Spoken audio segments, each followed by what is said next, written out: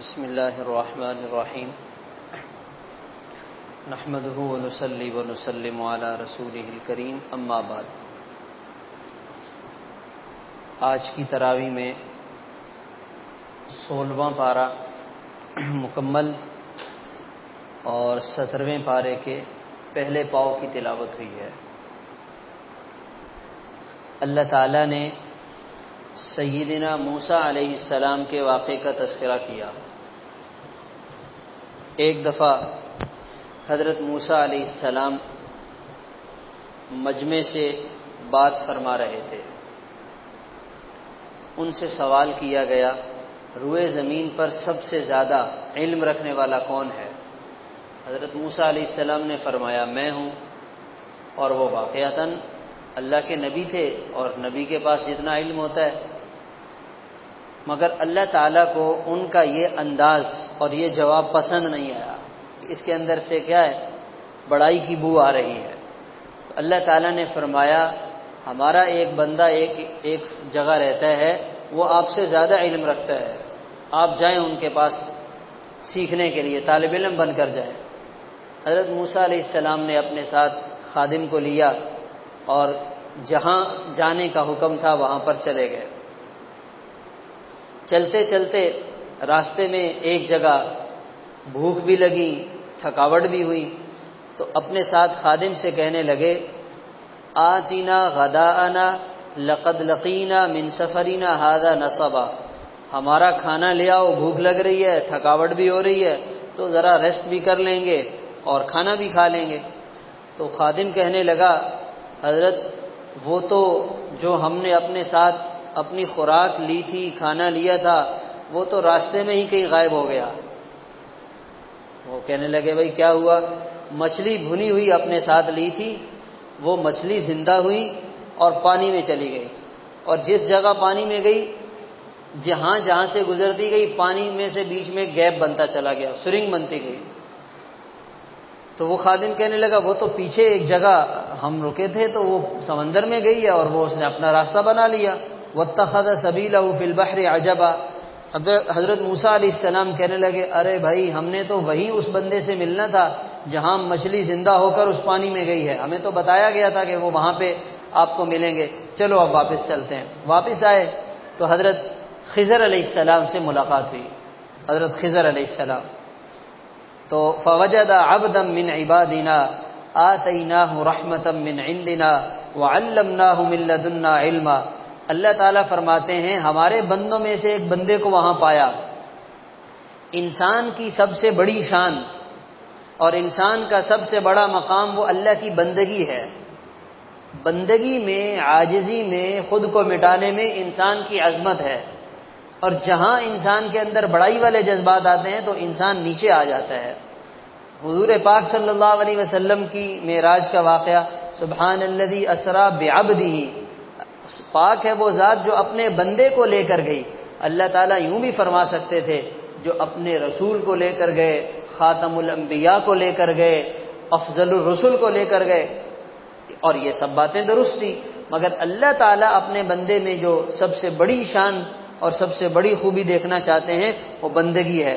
اب یہاں پر یہ بھی کہہ سکتے تھے کہ ایک بڑے بزرگ وہاں ملے، کوئی بہت بڑے تقوی والے جو ہے وہ شخص وہاں ملے، سب سے زیادہ بڑے عالم ملے، نہیں، کچھ بھی نہیں۔ وَوَجَدَ عَبْدًا مِّنْ عِبَادِنَا، ایک بندے تھے جو ہماری بندگی میں جی رہے تھے اور ہماری مان کر چل رہے تھے، ہمارے بندے تھے، اور ہم نے انہیں ایک خاص رحمت عطا کی تھی اپنے پاس سے، اور ہم نے انہیں علم عطا کیا تھا اپنے پاس سے۔ اس میں کیا ہے کہ ساری بڑائی اللہ کے لیے، سارا کمال اللہ کے لیے، یعنی اللہ تعالیٰ اپنی بڑائی کو بتا رہے ہیں، اور ایک بار نہیں بار بار بتا رہے ہیں کہ ہم نے دیا، ہمارے پاس سے ملا، ہم نے سکھایا، ہماری رحمت ان پر تھی۔ تو اس سے یہ پتہ چلا کہ انسان کو ہمیشہ ہر خوبی اور کمال کس کی طرف منسوب کرنا چاہیے؟ اللہ تعالیٰ کی طرف۔ بندہ کہتا ہے کہ کرتے تو اللہ تعالیٰ ہے، مگر میرا بھی کچھ نہ کچھ کیا ہے، ہاتھ ہے، میرا بھی کچھ نہ کچھ بیچ میں کمال ہے، تو وہ اندر سے ایک آواز آتی ہے کہ بھئی تو بھی تو ہے نا یار، تو بھی تو کچھ کر رہا ہے۔ تو اندر سے یہ آواز نہیں آنی چاہیے، اندر سے یہ آواز آنی چاہیے کہ میں کچھ بھی نہیں ہوں، میں نے کچھ بھی نہیں کیا۔ یہ کہاں سے ہوا ہے؟ اللہ کے چاہنے سے ہوا ہے۔ اب 1.5-2 گھنٹے تراویح میں کھڑے ہونا یہ کوئی آسان بات ہے؟ یہ اللہ تعالیٰ کی توفیق ہے، اللہ کا کرم ہے کہ انسان کھڑا ہوا ہے، میں نے کچھ بھی نہیں کیا۔ اندر سے یہ نفس کہے گا کہ بھائی آخر تو بھی تو 60 سال کا بوڑھا ہے اور تیری اتنی عمر ہے، بال سفید ہو گئے اور تو اتنی دیر تک کھڑا رہا ہے، تو اس پر بندہ اللہ کا شکر ادا کرے اور یہی سمجھے کہ یہ میرا کوئی کمال نہیں، اللہ تعالیٰ کی طرف سے یہ اللہ کی نعمت ہے۔ حضرت موسیٰ علیہ السلام کہنے لگے یہ ہے انداز بات پوچھنے کا۔ اب لوگ علماء کے پاس بھی جاتے ہیں تو پوچھنے کا انداز کم ہوتا ہے، بتانے کا انداز زیادہ ہوتا ہے کہ امام صاحب آپ لوگوں کو یہ بتایا کریں، لوگوں کو پتہ نہیں ہے۔ اچھا یہ مسئلہ یوں ہے امام صاحب، آپ اس کے اوپر مہر لگا دیں کہ یہ مسئلہ ایسے ہی ہے، باقی ہمیں سب معلوم ہے۔ تو یہ والا انداز نہیں ہونا چاہیے۔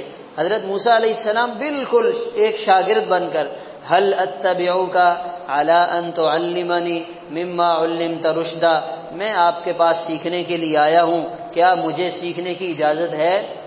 کیا میں آپ کی شاگردی میں آ سکتا ہوں؟ کیا آپ مجھے سکھائیں گے؟ یہ ہے حضرت موسیٰ علیہ السلام کا عاجزی والا انداز۔ تو موسیٰ علیہ السلام تو وہ اللہ کی طرف سے جو تنبیہ ہوئی تو اسی سے ان کو اندازہ ہو گیا، تو اب بالکل اپنے آپ کو لا علم بنا کر اور کم علم سمجھ کر حضرت خضر علیہ السلام سے درخواست کر رہے۔ اور جب آدمی اس انداز سے کسی کے پاس بھی جاتا ہے نا تو اس کو ضرور فائدہ ہوتا ہے۔ جو کہتا ہے نا مجھے سب پتہ ہے، تو پھر وہ پیچھے ہی رہتا ہے۔ اب ہماری عادت تو یہ ہے کہ جہاں ہم بیٹھتے ہیں ہمارے اندر جو علم بھرا ہوا ہوتا ہے، ہماری کوشش ہوتی ہے یہ دنیا کو پتہ چلے، بس وہ سامنے آنا چاہیے کہ ہم کسی سے کم نہیں ہیں، ہمارے پاس بہت نالج ہے، ہم نے بہت یوٹیوب کھنگالا ہے۔ تو بھائی کسی کے سامنے آدمی کو اپنا علم جھاڑنے کی بتانے کی ضرورت نہیں ہے، ہم کوشش کریں دوسروں سے لیں کہ بھائی یہ آدمی ہے، ہو سکتا ہے اس کے پاس کوئی ایسی کام کی بات، کوئی ایسی چیز مجھے مل جائے، میرے بڑے مسئلے حل ہو جائیں۔ تو ہمیں دوسروں کے سامنے جا کر ایسے ہی طالب علم بن کر خاموشی سے بیٹھنا چاہیے، جی ماشاءاللہ آپ صاحب علم ہیں، صاحب تقوی ہیں، آپ ہمیں بتائیے، ہماری رہنمائی فرمائیے۔ حضرت خضر علیہ السلام نے چھوٹتے ہی بولا آپ ہمارے ساتھ نہیں چل سکتے، ہمارا گزارا نہیں ہوگا۔ قال انک لن تستطیع معی صبرا، ہماری اور آپ کی لائن ملے گی نہیں، آپ کی لائن الگ ہے، ہماری لائن الگ ہے، تو ایسا نہ ہو کہ آپ ہماری وجہ سے پریشان ہو جائیں اور جو ہم آپ پر پابندیاں لگائیں وہ آپ کے لیے جو ہے وہ ان کو سنبھالنا مشکل ہو۔ حضرت موسیٰ علیہ السلام نے کہا کہ ستجدونی انشاءاللہ صابرا، یہ بھی عاجزی والا جملہ ہے کہ انشاءاللہ میں صبر کروں گا۔ یہ نہیں کہا کہ میں نبی ہوں، آپ کو پتہ نہیں ہے کہ میں آپ کی پابندیوں پہ پورا نہیں اتروں گا، یہ کیسی بات ہے؟ نہیں، انشاءاللہ میں صبر کروں گا۔ حضرت اسماعیل علیہ السلام کو جب ابراہیم علیہ السلام نے کہا میں آپ کو ذبح کرنے لگا ہوں تو کیا خیال ہے؟ انہوں نے کہا ستجدونی انشاءاللہ من الصابرین۔ یہ ہے بڑے لوگوں کا انداز، انشاءاللہ اللہ کی مدد سے یہ کام ہو جائے گا اور ہم اس کے لیے تیار ہیں۔ یہ ہے عاجزی والا انداز۔ تو حضرت موسیٰ علیہ السلام سے انہوں نے فرمایا کہ پھر آپ چلو ہمارے ساتھ، مگر ایک سخت شرط یہ ہے کہ کوئی بات نہیں کرنی اور کوئی سوال نہیں پوچھنا۔ چلے کشتی میں سوار ہوئے، حضرت خضر علیہ السلام نے اسے توڑ دیا۔ موسیٰ علیہ السلام فوراً بول پڑے کہ بھائی اچھے لوگ تھے، بغیر کرائے کے فری میں ہمیں بٹھا لیا اور آپ نے ان کی کشتی کو توڑ دیا۔ تو خضر علیہ السلام نے کہا میں نے آپ سے کیا کہا تھا کہ آپ نے بات نہیں کرنی ہے، آپ نے اپنی وہ جو آپ نے پابندی اپنے اوپر لی تھی آپ نے اس کو توڑ دیا۔ کہنے لگے کہ لا تؤاخذنی بما نسیت، تو آپ مجھے ایک موقع اور دے دیں، آپ مجھے معاف کر دیں۔ تو حضرت خضر علیہ السلام نے کہا چلو ٹھیک ہے۔ پھر آگے گئے تو ایک بچہ نظر آیا، خضر علیہ السلام نے اس کو پکڑ کے مار دیا، قتل کر دیا۔ تو موسیٰ علیہ السلام فوراً بول پڑے اس بچے کا کیا قصور تھا، آپ نے اس کو مار دیا ہے؟ تو خضر علیہ السلام نے دوبارہ ان کو کہا الم اقل لک انک لن تستطیع معی صبرا۔ تو موسیٰ علیہ السلام کہنے لگے بس آخری چانس دے دیں، اس کے بعد آپ اگر میں نے کچھ کہا تو آپ مجھے چھٹی کرا دیں۔ گئے تو ایک بستی والوں کے پاس پہنچے، ان سے کہا کہ یار ہمیں کھانا کھلا دو، مسافر ہیں، بھوک لگ رہی ہے۔ انہوں نے کہا ہم کھانا نہیں کھلاتے۔ حضرت خضر علیہ السلام نے اس بستی میں ایک دیوار یرید ان ينقض فاقام، جو گرنے کے قریب تھی، انہوں نے اس کو سیدھا کر دیا۔ حضرت موسیٰ علیہ السلام کہنے لگے یہ ایسے بے مروت لوگ ہیں، کھانا بھی نہیں کھلایا اور آپ نے ان کا کام کر دیا ہے، تو آپ ان سے اس پر اجرت لے لیتے تو اچھا تھا۔ حضرت خضر علیہ السلام نے کہا بس اب آپ جا سکتے ہیں، ھذا فراق بینی و بینک، اور پھر حکمت بتائی کہ جو کشتی میں نے توڑی ہے اس کی حکمت یہ تھی کہ وہ غریب لوگوں کی تھی، اور آگے سمندر کے اگلے حصے میں کوئی ظالم بادشاہ رہتا تھا، جو بھی صحیح سالم کشتی اس کے سامنے آتی وہ اس کو کیا کرتا؟ غصب کر لیتا، وہ اپنے قبضے میں لے لیتا۔ تو میں نے کہا اس میں نقص آ جائے گا تو یہ ان کی کشتی بچ جائے گی، اس لیے میں نے یہ کام کیا۔ اور اس کے ساتھ جس بچے کو میں نے قتل کیا ہے وہ اصل میں اس کے جو ماں باپ تھے وہ بڑے نیک تھے، اور اس کے بارے میں یہ بتایا گیا کہ جب یہ بڑا ہوگا تو یہ اپنے ماں باپ کو کفر اور شرک میں مبتلا کر دے گا، اس طرف لے کے چلا جائے گا۔ تو اللہ تعالیٰ نے اس کو ختم کروا دیا، اور اس کے بدلے میں اللہ تعالیٰ نے ان کو اس سے بہتر اولاد عطا کر دی، اس لیے یہ میں نے یہ کام کیا۔ اور تیسرا یہ ہے کہ جو دیوار میں نے کھڑی کی ہے یہ 2 یتیم بچوں کی دیوار تھی، اس کے نیچے خزانہ چھپا ہوا تھا، ان کا والد نیک آدمی تھا، اس لیے میں نے ان کی اس دیوار کو سیدھا کر دیا تاکہ وہ خزانہ محفوظ رہے اور لوگ اس خزانے کو لوٹ کر نہ لے جائیں۔ یہ میں نے جو کچھ بھی کیا، وما فعلته عن امری، یہ میں نے اپنی مرضی سے نہیں کیا، یہ اللہ کے حکم سے کیا۔ یہ حضرت موسیٰ علیہ السلام اور خضر علیہ السلام کا واقعہ ہے۔ اب اس میں کیا بات سمجھ میں آ رہی ہے کہ ماں باپ کا نیک ہونا یہ اولاد کے حق میں اولاد کو کہاں سے کہاں لے کر جاتا ہے۔ ماں باپ کا نیک ہونا یہ اولاد کی زندگی اور مستقبل کے بننے کا زبردست ذریعہ ہے۔ حضرت عبداللہ بن مسعود رضی اللہ تعالیٰ عنہ فرماتے ہیں کہ میں رات کو جب اٹھ کر تہجد کی نماز پڑھتا اور میرے بچے سامنے سو رہے ہوتے تو میں ان سے کہتا، میرے بچوں یہ تہجد کی نماز میں تمہارے مستقبل کے لیے پڑھ رہا ہوں۔ آج ہم اپنے بچوں کے مستقبل کے لیے بہت کچھ کرتے ہیں، کوئی حرج نہیں ہے، ان کے لیے مال جمع کریں، ان کے لیے کاروبار سیٹ کریں، ان کے لیے سارے انتظامات کریں، لیکن یہ بھی تو کریں کہ نیکی اور ماں باپ کی نیکی کا اتنا اثر ہے کہ وقت کے نبی اور وقت کے ولی کو اللہ تعالیٰ نے کہاں سے بلایا اور ان کی خدمت میں لگا دیا، کہاں سے اٹھایا اور ان کی خدمت میں لگا دیا۔ اس لیے آج ہر ماں باپ یہ چاہتے ہیں کہ ان کی اولاد نیک ہو، مگر خود نیک ہونے کے لیے تیار نہیں ہے۔ تو بھائی اولاد تو ماں باپ کی کاپی ہوتی ہے، جو اصل جو چیز ہوگی اس کی جب کاپی نکالیں گے تو وہی اس کے اندر سے نکلے گا۔ تو نیک خود بنیں گے تو اس کا اثر ہوگا اور اس کو اللہ تعالیٰ ضائع نہیں فرمائیں گے۔ اور اس کے ساتھ ساتھ یہاں حدیث پاک میں یہ بات بھی لکھی ہے کہ جب یہ حضرات سفر میں جا رہے تھے، کشتی میں بیٹھے تھے، تو ایک پرندہ آیا اور اس نے سمندر کے اوپر سے اپنی چونچ میں ایک پانی کا قطرہ لیا اور اڑ گیا۔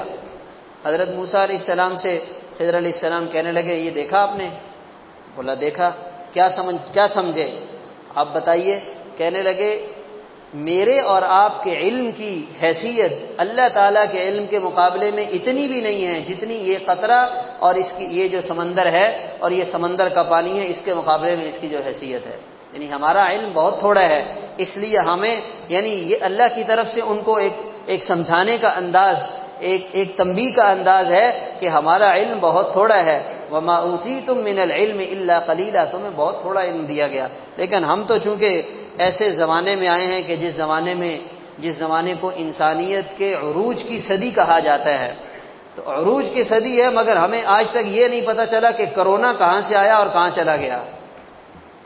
ویسے تو ہماری ریسرچ کی کیا کہنے، ہم نے ساری چیزوں کی ریسرچ کر لی ہے، لیکن ابھی تک یہ ہمیں نہیں پتا چلا کہ کرونا آیا کہاں سے تھا اور کرونا چلا کہاں گیا۔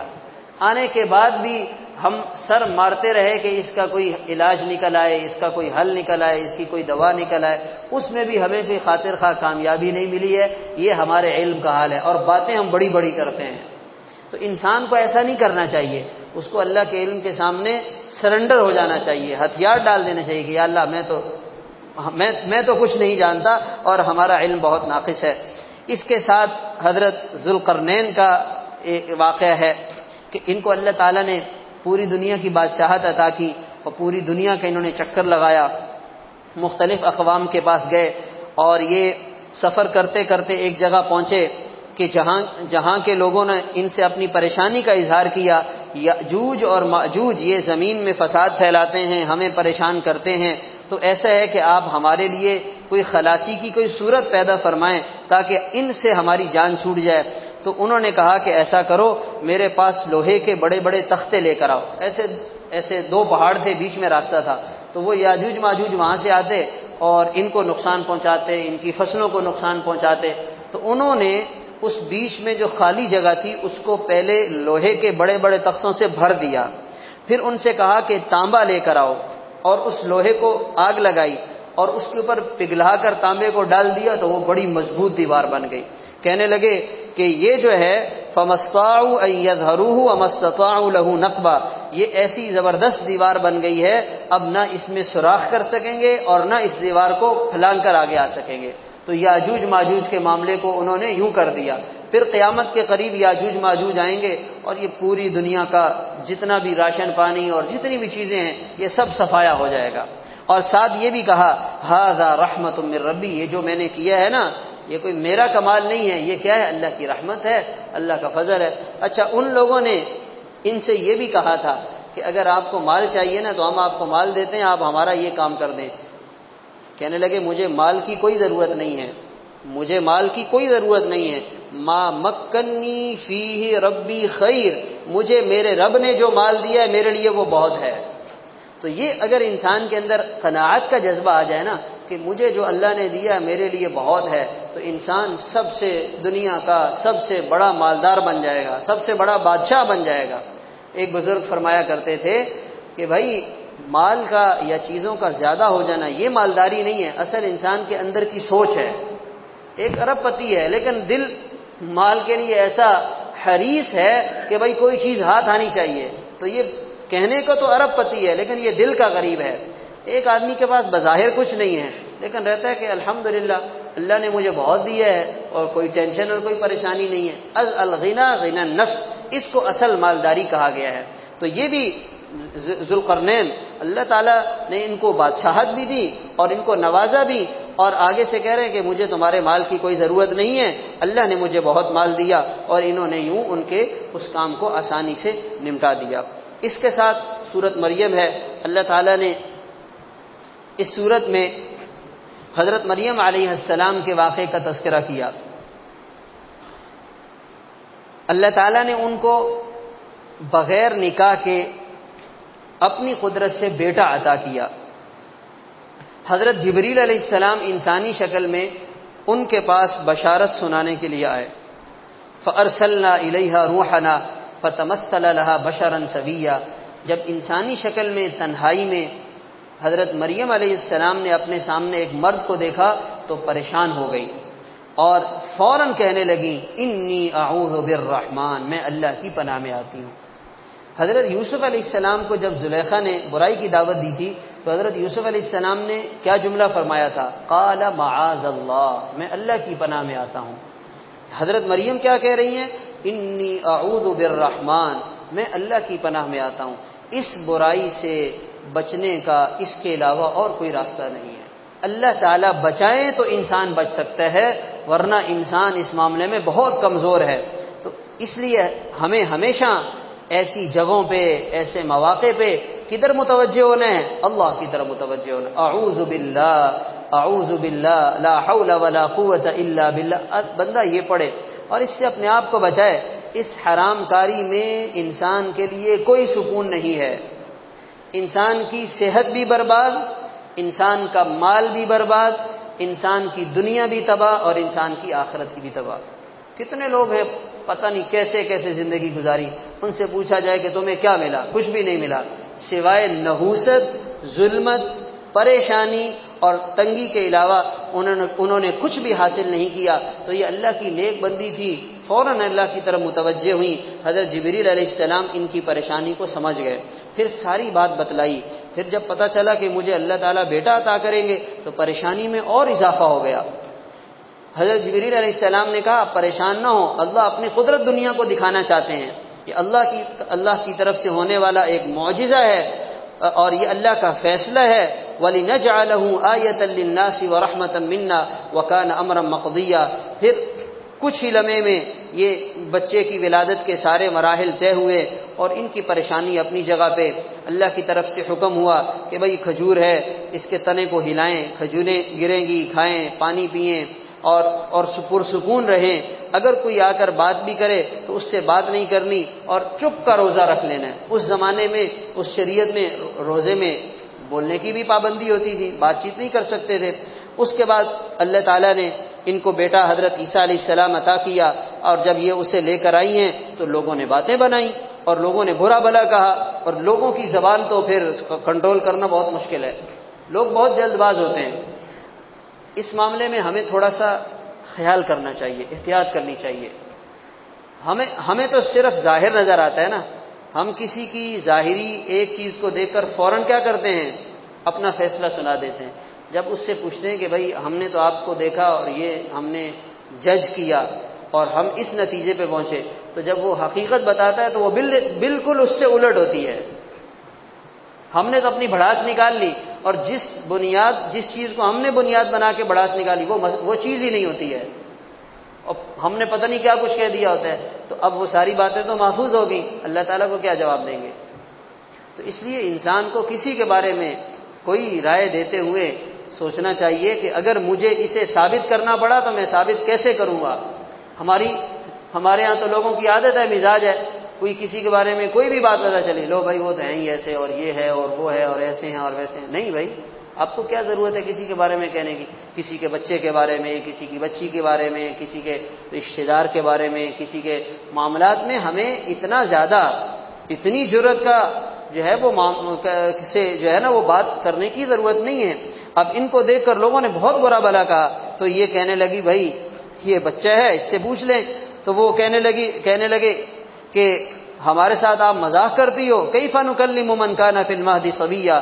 اللہ تعالیٰ نے حضرت عیسیٰ علیہ السلام کو قوت گویائی عطا کی، اور انہوں نے بچپن میں ابھی دنیا میں آئے ہوئے چند لمحے ہوئے ہیں زبردست طریقے سے بات کی، اور کہا انی عبداللہ آتانی الکتاب وجعلنی نبیا وجعلنی مبارکا اینما کنت واوصانی بالصلاة والزکاة ما دمت حیا وبرا بوالدتی ولم یجعلنی جبارا شقیا والسلام علی یوم ولدت ویوم اموت ویوم ابعث حیا ذلک عیسی بن مریم۔ یہ عیسیٰ بن مریم ہے، یہ عیسیٰ بن مریم۔ اللہ کی قدرت ہے بھائی، اللہ تعالیٰ چاہیں تو بچے کو ماں کی گود میں قوت گویائی عطا کریں۔ اور اس میں علماء یہ بھی فرماتے ہیں، حضرت یوسف علیہ السلام پر تہمت لگی، اللہ تعالیٰ نے کس کو قوت گویائی عطا کی ہے؟ وہاں پر بھی ایک بچہ ہے جو بولنے کے زمانے تک نہیں پہنچا، مگر اللہ تعالیٰ نے اس کو قوت گویائی عطا کی ہے، اور اس نے بول کر یوسف علیہ السلام کی پاک دامنی کی گواہی دی۔ یہاں پر بھی حضرت مریم کی عزت پر جو ہے وہ بات آئی ہے، اللہ تعالیٰ نے ایک نو مولود بچے کو قوت گویائی عطا کی ہے، اور اس نے بول کر اپنی ماں کی پاک دامنی کو لوگوں کو بتایا ہے۔ تو اللہ تعالیٰ کو اپنی عزت اور ناموس کی حفاظت کرنا یہ بہت پسند ہے۔ ایک دفعہ ایک بزرگ جا رہے تھے عمرے کے سفر پہ، ان کے ساتھ ایک اور خادم بھی تھے، ان کے دوست بھی تھے۔ راستے میں ایک جگہ رکے مکہ مکرمہ سے کچھ پہلے، تو اپنے خادم کو بھیجا کچھ لینے کے لیے۔ پیچھے ابھی خیمے میں بیٹھے ہوئے، تو کوئی عورت آئی پہاڑ سے، اور اس نے آ کر ان کو برائی کی دعوت دی۔ وہ اس عورت کی بات سن کر رونا شروع ہو گئے، اتنا روئے کہ وہ عورت پریشان ہو کے چلی گئی۔ تھوڑی دیر بعد وہ دوست واپس آیا خادم، تو دیکھا کہ آنکھیں سرخ ہو رہی ہیں، چہرہ پھولا ہوا ہے، تو پوچھا کہ کیا بات پیش آئی؟ کہنے لگے یہ معاملہ ہوا۔ تو وہ بھی رونا شروع ہو گیا۔ تو وہ کہنے لگے میرا رونا تو سمجھ میں آتا ہے، تمہیں کیا ہو گیا؟ وہ کہنے لگا اگر میں آپ کی جگہ ہوتا تو میں اپنے آپ کو نہ بچاتا، شیطان مجھے فتنے میں مبتلا کرتا۔ گئے، طواف کیا، عمرہ کیا، ابھی فارغ ہو کر مطاف میں بیٹھے تو آنکھ لگی، تو خواب میں حضرت یوسف علیہ السلام آئے اور انہوں نے آ کر ان کا نام لے کر، سلیمان رحمۃ اللہ علیہ ان کا نام تھا، تو ان سے کہا کہ آپ کے ساتھ تو فلاں جگہ جو ابھی واقعہ پیش آیا ہے وہ بڑا عجیب ہے۔ نہیں، بلکہ انہوں نے پہلے کہا، حضرت یوسف علیہ السلام کا جب پتہ چلا نا کہ یہ یوسف علیہ السلام نبی ہیں، تو انہوں نے کہا کہ آپ کے ساتھ جو زلیخا کا واقعہ پیش آیا تھا وہ بڑا عجیب تھا۔ تو یوسف علیہ السلام کہنے لگے کہ ابھی آپ کے ساتھ جو واقعہ پیش آیا یہ میرے واقعے سے بھی زیادہ عجیب تھا۔ تو یہ اللہ کی طرف سے بشارتیں ملتی ہیں، یعنی اپنی عزت اور ناموس کی حفاظت کرنا یہ اللہ کو اتنا پسند ہے، اس پر آپ صلی اللہ علیہ وسلم نے جنت کی ضمانت دی ہے۔ اس سے بڑی کیا بات ہو سکتی ہے؟ گارنٹی دی ہے کہ بھائی جو اپنی عزت کی حفاظت کرے وہ مجھ سے آگے جنت لے لے۔ لو بھائی، اور آج پوری دنیا، پورا باطل وہ اسی پہ محنت کر رہا ہے کہ شرم و حیا کا جنازہ نکلے اور ان کی عزتوں کو داغدار کیا جائے، چاہے وہ مسلمان معاشرے میں مرد ہوں یا عورتیں ہوں۔ تو اس لیے میرے محترم دوستو عزیزو، حضرت مریم علیہ السلام کے اس واقعے سے ہمیں یہ سبق ملتا ہے کہ پاک دامنی والی زندگی گزارنا اللہ تعالیٰ اس کو بہت پسند فرماتے ہیں۔ اللہ تعالیٰ عمل کی توفیق عطا فرمائے۔ اللہ